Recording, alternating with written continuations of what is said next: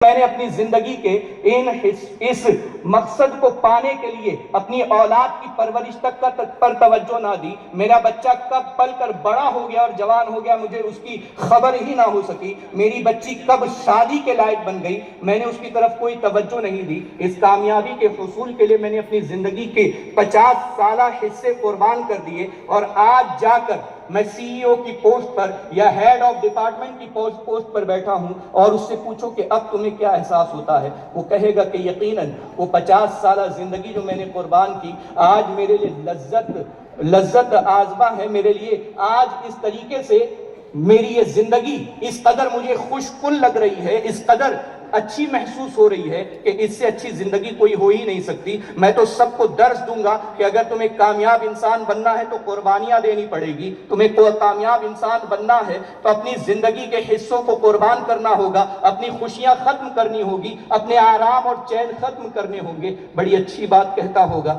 لیکن اس سے پوچھو کہ جب تو 58 سال کا ہوگا یا 60 سال کا ہوگا اور تیرے ہاتھ میں ریٹائرمنٹ کا لیٹر جب تھمایا جائے گا، اس وقت تجھے اپنی اس 50 سالہ زندگی کی قربانی کس نہج پر اور کس اسٹیج پر گرتی ہوئی نظر آئے گی؟ یقیناً ایک ریٹائر ہوتے ہوئے انسان سے آپ پوچھیں، یہ تو پوسٹ پر بیٹھے ہوئے انسان سے آپ پوچھ رہے ہیں، ایک ریٹائر ہوتے ہوئے انسان سے پوچھے کہ تو نے آج اتنی بڑی پوسٹ حاصل کرنے کے بعد ریٹائرمنٹ حاصل کی ہے، لوگوں نے تیرے لیے محفل سجائی ہے، تجھے بکے پیش کیے ہیں، ہار پھول تیرے لیے پیش کیے، تیری زندگی کی قربانیوں کے نغمے سنائے ہیں، تیرے احساسات جو ہے وہ لوگوں کو بتائے ہیں کہ کس طریقے سے تو نے محنت کی ہے، لیکن اب تو بتا تیرے دل پر کیا بیت رہی ہے؟ تو بتا تیرے دل پر کیا بیت رہی ہے کہ اب تو ریٹائر ہو چکا ہوگا، نہ کوئی سلام کرنے والا ہوگا، نہ کوئی احکام سننے والا ہوگا، نہ کوئی باتوں کو ماننے والا ہوگا، نہ کوئی پیچھے چلنے والا ہوگا، نہ کسی کے آواز دینے پر کوئی تیری بات سننے کے لیے اور تیرا حکم پورا کرنے کے لیے حاضر ہوگا، کوئی نہیں ہوگا۔ اب تجھے یہ 60 سالہ زندگی میں ریٹائرمنٹ حاصل کرنے کے بعد اب تجھے اپنے وہ گزرے دن کیسے یاد آئیں گے؟ تو یقیناً وہ یہی جملے کہے گا کہ میں نے اپنی زندگی کے 50 سال قربان کیے اور 8 سے 10 سال اس کرسی پر بیٹھنے کے بعد یہ عہدہ مجھ سے چھین لیا گیا۔ آخر یہ کامیابی کیسی کامیابی تھی؟ یہ کون سی کامیابی تھی جو چند لمحوں کے لیے میرے ہاتھ آئی اور پھر چلی گئی؟ پھر انسان کامیابی کے لیے مرتا کیوں ہے؟ انسان کامیاب ہونے کے لیے ترستا کیوں ہے؟ انسان کامیاب ہونے کے لیے اپنی زندگی کے سارے معاملات ختم کیوں کر دیتا ہے، اپنی پوری زندگی کیوں قربان کر دیتا ہے؟ تو آپ قرآن سے پوچھو کہ ہر انسان تو یہ تڑپ رکھتا ہے کہ میں کامیاب بنوں۔ علماء کے میدان میں علماء چاہتے ہیں کہ ہم بہترین عالم دین بنیں، طلباء کے میدان میں طلباء چاہتے ہیں کہ ہم بہترین طالب علم بنیں۔ جو فیلڈ میں آپ چلے جائیں وہاں پر لوگ یہ سوچتے ہیں کہ ہم اس فیلڈ کے بہترین اور کامیاب انسان بنیں۔ جب کامیابی انسان کی فطرت میں ڈال دی گئی ہے تو پھر ریٹائرمنٹ کا لیٹر کیوں دیا جاتا ہے؟ کیوں ریٹائر کر کے کرسی پر بٹھا دیا جاتا ہے؟ تو پھر ہمیں سوچنا ہوگا، سمجھنا ہوگا کہ جس کامیابی کے پیچھے ہم بھاگ رہے ہیں وہ حقیقی کامیابی نہیں ہے، بلکہ کامیابی تو وہ کامیابی ہے جو قرآن ہمیں بتا رہا ہے۔ اور قرآن کون سی کامیابی بتا رہا ہے؟ تو آپ قرآن سے پوچھو، قرآن کہے گا وَمَن يُطِعِ اللَّهَ وَرَسُولَهُ فَقَدْ فَازَ فَوْزًا عَظِيمًا، کہ جس نے اللہ اور اس کے رسول کی اطاعت کی اس نے ایک بڑی کامیابی حاصل کر لی۔ اطاعت الہی اور اطاعت رسول کا ثمرہ دیکھیں۔ بلال حبشی کو کون جانتا تھا؟ کون پہچانتا تھا؟ کون تھے بلال؟ کہاں رہتے تھے بلال؟ کہاں سے آئے تھے بلال؟ حبشہ سے آئے ہوئے تھے، غلام کی حیثیت سے جی رہے تھے، کسی کے گھر کا آٹا پیس دیتے تھے، کسی کے گھر کی روٹیاں بنا دیتے تھے، کسی کے گھر پر پانی بھر دیتے تھے، کسی کے بچوں کی ضروریات پوری کر دیا کرتے تھے۔ یہ زندگی گزارنے والا بلال کبھی اپنی زندگی میں نہیں سوچا ہوگا کہ ایک موقع وہ آئے گا کہ یہی بلال جو لوگوں کے گھر کی غلامی کر رہا ہے وہ کعبے کی چھت پر چڑھ کر اللہ کی وحدانیت کا اعلان کرنے والا ہوگا۔ یہی بلال جو لوگوں کی غلامی کر رہا ہے یہ لوگوں کے دلوں پر راج کرنے والا ہوگا۔ یہی بلال جو لوگوں کے کام کاج کرتا نظر آ رہا ہے یہی بلال لوگوں کی محبت کا نشان بنتا ہوا نظر آئے گا۔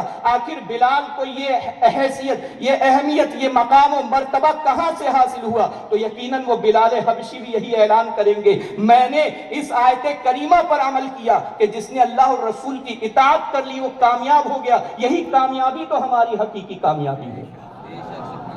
آج بلال کی محبت دل میں ہے، صدیق اکبر کی محبت دل میں ہے، فاروق اعظم کی محبت دل میں ہے، عثمان غنی کی محبت دل میں ہے، مولائے کائنات کی محبت دل میں ہے، اہل بیت اطہار کی محبت دل میں ہے، اصحاب رسول کی محبت دل میں ہے، امیر معاویہ کی محبت دل میں ہے۔ یہ اصحاب رسول کی محبت اگر ہمارے دل میں ہے تو یہ کیوں ہے؟ اس لیے کہ انہوں نے اطاعت رسول اور اطاعت الہی میں زندگی گزاری ہے۔ آپ کہو گے بھائی اطاعت رسول اطاعت الہی تو انہوں نے کی، محبت ہمارے دل میں کہاں سے آ گئی؟ پیروی تو انہوں نے کی، اعمال صالحہ تو انہوں نے کیے، پھر محبت ہمارے دل میں کہاں سے آ گئی؟ آج ہم کیوں ان کے چاہنے والے بنے ہیں؟ آج کیوں غوث اعظم سے محبت کرتے؟ ہم نے تو انہیں دیکھا نہیں، ہم تو انہیں جانتے نہیں، ہم نے تو ان کے ساتھ یا ان کے وقت میں اپنی زندگی نہیں گزاری، پھر ہم کیسے حضور غوث اعظم سے محبت کرتے ہوئے؟ نعرہ تکبیر، نعرہ رسالت، ایک مرتبہ درود شریف پڑھیں۔ اللہ رب محمد صلی اللہ علیہ وسلم نحن عباد محمد صلی اللہ علیہ وسلم۔ یہ بھی آل رسول ہے، یہ بھی آل رسول ہے الحمدللہ۔ یہ آل رسول کی محبت دل میں کہاں سے آئی ہے اور کیسے آ گئی ہے محبت، اور کہاں سے آ گئی ہے یہ محبت؟ اعمال صالحہ تو انہوں نے کیے، غوث اعظم نے اعمال صالحہ کی، ان کی محبت ہمارے دل میں کیسے آ گئی؟ تو میں آپ کو بتاؤں، وہ بھی قرآن سے ہی پوچھتے ہیں، وہ بھی قرآن سے ہی پوچھتے ہیں کہ اعمال صالحہ تو وہ ہمارے اسلاف کرتے رہے، محبت ہماری نسلوں میں کیسے منتقل ہو رہی ہے؟ تو قرآن کہے گا نادان، تو نے صرف اتنے پر ہی بس کر دیا، قرآن کے آگے چل، قرآن کو پڑھ اور آگے چل کر پڑھ کر دیکھ کہ قرآن کیا کہتا ہے۔ کہ قرآن کہتا ہے ان الذین آمنوا وعملوا الصالحات سیجعل لهم الرحمن ودا، کہ بے شک جو ایمان لائے اور نیک اعمال کیے ان قریب اللہ ان کی محبت ساری مخلوق کے دل میں پیدا فرما دے گا۔ یہ محبتیں جو ہمارے دل میں ہیں، یہ ان کی محبت جو ہمارے دلوں پر راج کر رہی ہے، وہ یہی وجہ ہے کہ انہوں نے اطاعت الہی اور اطاعت رسول میں زندگی گزاری ہے۔ آج ہم در بدر رسوا ہیں، آج ہم سے کوئی محبت کرنے والا نہیں۔ عالم تو یہ ہے کہ آج بیوی بھی شوہر سے محبت نہیں کر رہی، بچے ماں باپ سے محبت نہیں کر رہے، بھائی بھائی میں محبت ختم ہو گئی۔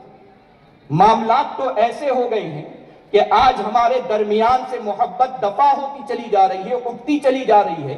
یہ عالم ہو گیا ہے کہ آج علماء تک کی تعظیم ہمارے درمیان سے ختم ہو گئی ہے۔ یہ حقیقی وجہ اگر میں آپ کو بتاؤں تو بس یہی ہے کہ قرآن نے کہا ہے کہ محبت دلوں میں بسانا چاہتے ہو تو ان الذین آمنوا وعملوا الصالحات کے حامل بن جاؤ، کہ جو ایمان لائے اور نیک اعمال کیے، تم یہ عمل کرتے چلے جاؤ، اللہ تمہاری محبت بڑھاتا چلا جائے گا۔ پھر محلے والے بھی محبت کرتے ہوں گے، ماں باپ بھی محبت کرتے ہوں گے، رشتہ دار بھی محبت کریں گے، دوست احباب بھی محبت کریں گے۔ لیکن عالم تو یہ ہو گیا ہے کہ ہم دنیا کی فانی محبتوں کے پیچھے بھاگ رہے ہیں۔ ہمارا حال تو یہ ہو گیا ہے کہ ہم گرل فرینڈ بنانا چاہتے ہیں، لڑکیاں بوائے فرینڈ بنانا چاہتی ہیں، محبتیں کر رہے ہیں، اور اس میں بھی اب تو تماشا بڑھتا چلا جا رہا ہے، تماشا بڑھتا چلا جا رہا ہے۔ ایک ایک کی کئی گرل فرینڈ ہے اور ایک ایک کی کئی بوائے فرینڈ ہے۔ معاذ اللہ من ذالک، مومنین کی وہ جماعت جنہیں اللہ تبارک و تعالیٰ نے قرآن میں یہ کہا والذین آمنوا اشد حبا للہ، کہ مومنین اللہ سے ٹوٹ کر محبت کرتے ہیں، شدت کے ساتھ محبت کرتے ہیں۔ ان کی محبت کا تو یہ عالم ہے کہ اللہ اور اس کے رسول کی محبت ان کے دلوں میں اتنی ہے کہ کل بروز محشر جب مشرکین کو ان کے بتوں کے ساتھ جہنم میں ڈالا جا رہا ہوگا تو اللہ تبارک و تعالیٰ فرمائے گا اے مشرکوں، دیکھو یہ تمہارے معبود تھے جن کی محبت میں تم دنیا میں اپنا سب کچھ چھوڑ چکے تھے، اپنا گھر بار لٹا چکے تھے، اب جاؤ ان کی محبت میں جہنم میں، یہ آگ میں جلائے جانے والے ہیں، تم بھی جاؤ اور ان کے ساتھ آگ میں جل جاؤ۔ تو وہ کہیں گے نہیں نہیں، ہم تو ان سے محبت نہیں کرتے تھے، ہمیں جو بتایا گیا ہم وہی کرتے تھے، ہم تو دھوکے میں رہ گئے تھے۔ لیکن اللہ تبارک و تعالیٰ فرمائے گا یہ کیسی محبت ہے تمہاری، دیکھو دیکھو میرے چاہنے والوں کا مزاج میں تمہیں دکھاتا ہوں، میں تمہیں بتاتا ہوں کہ مجھ سے ٹوٹ کر محبت کرنے والے کیسے ہوتے ہیں۔ رب تعالیٰ پکارے گا کہاں ہے والذین آمنوا اشد حبا للہ، وہ جماعت کہاں ہے جو اللہ سے ٹوٹ کر اور شدید محبت کرنے والی تھی؟ وہ جماعت مومنین کی کھڑی ہوگی۔ اے مولا کیا حکم ہے ہمارے لیے؟ رب فرمائے گا کہ میں چاہتا ہوں کہ تم سب جہنم میں چلے جاؤ، میں چاہتا ہوں جہنم میں جاؤ۔ وہ دوڑیں گے جہنم کی طرف، وہ یہ نہیں کہیں گے کہ ہم نے نمازیں پڑھی ہیں، ہم نے روزے رکھے ہیں، ہم نے اطاعتیں کی ہیں، ہم نے یہ قربانیاں دی ہیں، ہم نے تیری راہ میں شہادت حاصل کی ہے، ہم نے تیری راہ میں مال قربان کیا ہے۔ وہ یہ نہیں کہیں گے، وہ دوڑیں گے بنا کسی سوچ بچار کے جہنم کی طرف دوڑیں گے، اور جہنم رب کی بارگاہ میں گزارش کر رہی ہوگی، مولا یہ کس جماعت کو میری طرف بھیج رہا ہے؟ ان کے آنے سے میری آگ ٹھنڈی ہوتی چلی جا رہی ہے۔ تبھی تو امام عشق و محبت نے کہا ہے، وہ اعلیٰ حضرت بریلی کی سرزمین پر بیٹھ کر عشق و محبت کا جام پلانے والے فرماتے ہیں، اے عشق تیرے صدقے جلنے سے چھٹے سستے، جو آگ بجھا دے گی وہ آگ لگائی ہے، جو آگ بجھا دے گی وہ آگ لگائی ہے۔ یہ محبت ہوتی ہے۔ اور آج ہمارا حال کیا ہے؟ ہم نے معاشرے میں صرف نفرتیں پھیلا رکھی، معاشرے میں ہم نے صرف خرابیاں پیدا کر دی۔ کیسے مومن ہیں ہم؟ شرم آنی چاہیے ہمیں اپنے آپ کو کہ یہ کیسے مومن ہیں۔ ہمارا نام ہمارے نبی سے جڑا ہوا ہے، ہمارا نام اسلام سے جڑا ہوا ہے، ہمارا نام قرآن سے جڑا ہوا ہے، ہم محمد احمد نام رکھنے والے لوگ ہیں، ہم عمر علی کے نام سے چلنے والے لوگ ہیں، ہم حسن و حسین کے نام سے اپنے بچوں کو بڑا کرنے والے لوگ ہیں۔ ہم کیسے بے راہ روی کے شکار ہو چکے ہیں۔ آج ہمارے حالات یہ کیوں ہو گئے کہ ہمارے یہاں پر چرس گانجے بکتے ہیں؟ کتنے شرم کی بات ہے، کتنے شرم کی بات ہے کہ ہمارا نوجوان اور نشیڑی ہو، ہمارا نوجوان جسے اللہ اور اس کے رسول کی محبت کا نشہ اپنے اندر رکھنا چاہیے تھا، آج وہ دنیا کے نشے میں ڈوبا ہوا ہے، جس کی وجہ سے سوسائٹی بھی پریشان ہے، ماں باپ بھی پریشان ہیں، رشتہ دار بھی پریشان۔ یہ کیسا مسلمان ہے؟ مومن تو وہ ہوتے تھے کہ جب سیریا کی سرزمین سے عیسائیوں کی زیادہ مطالبے کی بنا پر جب صحابہ کو کہا گیا تھا کہ آپ یہاں سے روانہ ہو جائیں، کہا گیا تھا کہ اس زمین کو خالی کر دیں، آ جائیں آپ لوگ وہاں سے واپس، پھر دیکھا جائے گا کیا ہوتا ہے۔ وہ صحابہ، وہ مومنین کی جماعت جب وہاں سے نکل رہی تھی تو وہاں کے رہنے والے عیسائی ان کے گھوڑوں کو، ان کی سواریوں کو، ان کے پیروں کو، ان کے دامنوں کو لپٹ لپٹ کر روک رہے تھے کہ اے مومنوں تم کہاں جا رہے ہو؟ تمہارے آنے سے تو ہمارا معاشرہ، ہماری بستی سکون سے بھر گئی تھی، تم چلے جاؤ گے پھر سے ہمارا چین چلا جائے گا۔ اور آج تو یہ حال ہے کہ کوئی ایسا مر جائے تو کہتے اچھا ہوا مر گیا۔ اس کی وجہ سے سب پریشان ہی تھے۔ اچھا ہوا چلا گیا کتنوں کو لوٹ کر بیٹھا تھا، اچھا ہوا چلا گیا کتنوں کو دھوکے دیا تھا۔ کیا یہ زندگی ہماری ہے؟ کیا اس لیے ہم نے کہا تھا لا الہ الا اللہ محمد الرسول اللہ صلی اللہ تعالی علیہ وسلم؟ کیا اس لیے ہم نے گواہی دی تھی کہ اللہ کے سوا کوئی معبود نہیں ہے؟ کیا اس لیے ہم نے گواہی دی تھی کہ اللہ ہی ہمارا رب ہے، قرآن ہماری کتاب ہے اور حضور ہمارے نبی ہیں؟ اس لیے ہم نے گواہی دی تھی۔ اسلام ہمارا دین ہے، یہ گواہی ہم نے اسی لیے دی کہ ہم یہاں پر خوب عیاشیاں کریں گے، خوب خرابیاں پیدا کریں گے، خوب برائیاں کریں گے، اور اس کے بعد عیش کی زندگی گزارتے ہوئے یہاں سے چلے جائیں گے، نہ یہاں کے رہیں گے نہ وہاں کے رہیں گے۔ نہیں، مومنین دنیا میں اس لیے آئے ہیں تاکہ اس کے قدم جہاں پڑے وہ علاقہ بابرکت ہو جانا چاہیے۔ مومن ایسا ہونا چاہیے کہ جہاں وہ چلا جائے تو اسے دیکھ کر لوگ اس کی اتباع کرنے والے ہونے چاہیے۔ یہاں تو ہمارا علاقہ تو ایسا ہونا چاہیے کہ پولیس ڈپارٹمنٹ جب بھی آپ ان کے اسٹیشن جاؤ، اس کے تھانے جاؤ تو وہ آپ کو سوئے ہوئے ملنے چاہیے، سوئے ہوئے ملنے چاہیے کہ مسلم علاقوں میں ہمیں کوئی کام ہی نہیں رہتا ہے۔ لیکن حالات تو یہ کہ وہ ٹینشن میں بھٹکتے رہتے، جگہ پر نہیں ملتے، کیا ہوا فلاں جگہ یہ ہو گیا، فلاں جگہ وہ ہو گیا، فلاں جگہ یہ ہو گیا۔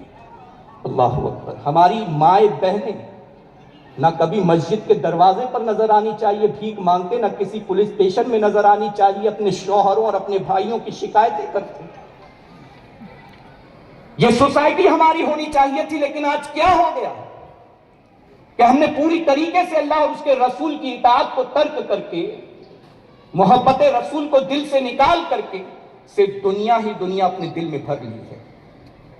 اگر آج آپ یہاں حاضر ہوئے ایک آل رسول کی محبت میں، ان کے خطاب کو سننے کی محبت میں، تو ان سے کچھ سیکھ کر بھی جائیں گے انشاءاللہ۔ کہو انشاءاللہ تعالی اپنی زندگی کو تبدیل کرنے کی کوشش کریں گے انشاءاللہ، اپنے معاملات کو، حالات کو سنت رسول میں ڈھالنے کی کوشش کریں گے انشاءاللہ تعالی۔ سنی دعوت اسلامی 24 گھنٹے 7 دن آپ کے لیے کھڑی ہے، آپ کے حالات کو سدھارنے کے لیے، آپ کو اس کے رسول سے قریب کرنے کے لیے، آپ میں سنت رسول کو زندہ کرنے کے لیے ہر وقت کھڑی ہے۔ آپ ہم سے قریب ہو، جڑیں۔ آج جو ابھی آپ نے سنا کہ ہماری غریب نواز کمیٹی کے لوگوں نے، نوجوانوں نے یہ اتنی بڑی محفل کا انعقاد کیا، الحمدللہ۔ یہ کیوں کیا انہوں نے؟ کیونکہ وہ اس تنظیم سے کہ معاونین میں سے، علماء سے محبت کرنے والوں میں سے، علماء سے میل جول رکھنے والوں میں سے، اسی لیے انہوں نے اس بزم کا اہتمام کیا۔ اگر یہ نہ ہوتا تو وہ بھی کنہیں آواروں کی طرح کہیں پڑے نظر آتے، لیکن اللہ نے ان پر کرم کیا، اور میں دعا کروں گا کہ اللہ تعالی ہمارے ہر نوجوان پر کرم کی بارشیں نازل فرمائے اور سب کے دلوں کو اپنے محبوب کی بارگاہ میں پلٹ دے، کہ سب عشق رسول کے جام سے سرشار ہوں۔ تو کوشش کریں گے انشاءاللہ تعالی اپنی زندگی کو اطاعت الہی اور اطاعت رسول میں بسر کریں گے انشاءاللہ۔ اللہ تعالی ہم سب کو عمل کی توفیق عطا فرمائے۔ کل کون سا دن ہے؟ تاریخ کیا ہونے والا ہے؟ کہاں پر؟ نہیں سننے آیا؟ وادی نور آزاد میدان میں، الحمدللہ۔ مجھے لگا خبر نہیں ہے، لیکن الحمدللہ ہمارے لوگوں کو پتا ہے۔ تو کل کس کا دن ہے؟ عورتوں کے لیے۔ تو بھیجیں گے نا انشاءاللہ تعالی۔ اور ہمیں کب آنا ہے؟ 18 تاریخ کو۔ 17 تاریخ کا کسی وجہ سے کینسل ہوا، اس میں بھی اللہ کی کوئی مرضی رہی ہوگی، لیکن 18 تاریخ کو صبح سے ہی ہم حاضر ہوں گے۔ کتنے بجے پہنچیں گے انشاءاللہ؟ مغرب میں، فجر سے پہلے انشاءاللہ۔ اگر کہا ہے تو عمل کریں گے انشاءاللہ۔ تو 16 تاریخ کو خواتین کو بھیجیں گے وادی نور آزاد میدان میں، اور 18 تاریخ کو ہم خود حاضر ہوں گے۔ اس سے زیادہ تعداد میں حاضر ہوں گے انشاءاللہ۔ ہمارے بڑے کہتے ہیں کہ صرف ممرہ والے آ جائیں نا تو میدان چھوٹا پڑ جائے گا، ہے یا نہیں؟ تو اگر یہ جذبہ ہم پیدا کریں تو ضرور ہو سکتا ہے، ایک تاریخ ممرہ والے رقم کر سکتے ہیں۔ تو سب تیار ہیں نا حاضر ہونے کے لیے؟ کون کون تیار ہے؟ ماشاءاللہ، الحمدللہ۔ اللہ تعالیٰ آپ سب کو سلامت رکھے اور ہم سب کو وادی نور میں پہنچنے کی توفیق عطا فرمائے۔ وآخر دعوانا الحمدللہ رب العالمین۔ السلام علیکم ورحمۃ اللہ۔